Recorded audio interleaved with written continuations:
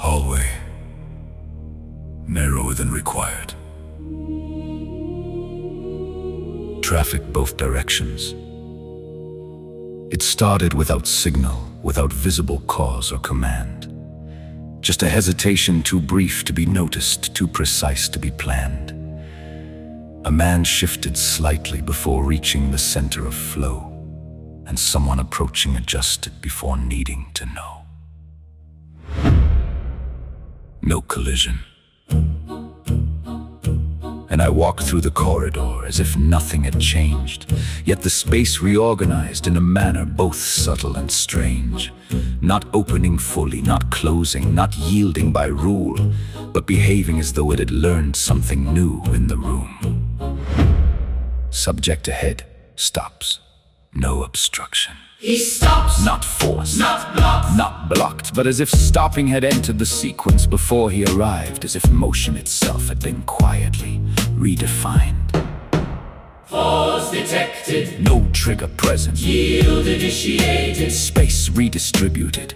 So I continued forward as if nothing required my consent, as if walking was simple and carried no structural intent. But each step I completed had already been shaped by a pattern of absence that others had somehow escaped. Two subjects approaching opposite, no negotiation. One yields, then the other, then both, and the space between them resolves into something that works, without anyone claiming the moment as theirs.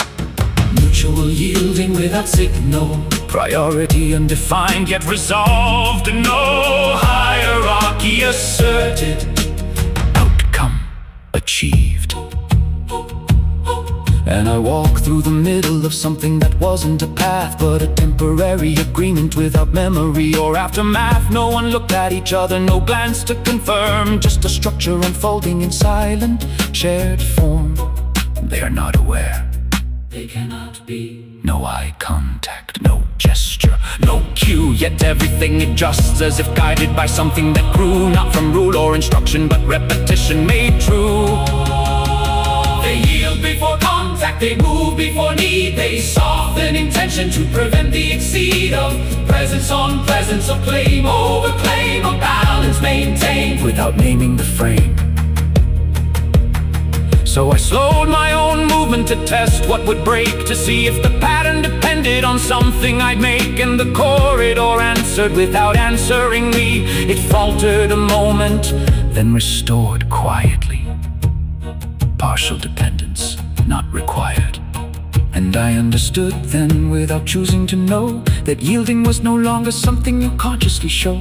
It had entered the system, not owned by a part, a behavior detached from intention or heart. No owner, no source, no command, only course. And I walked as before, or believed that I did, while the space I moved through no longer needed me to decide where I fit.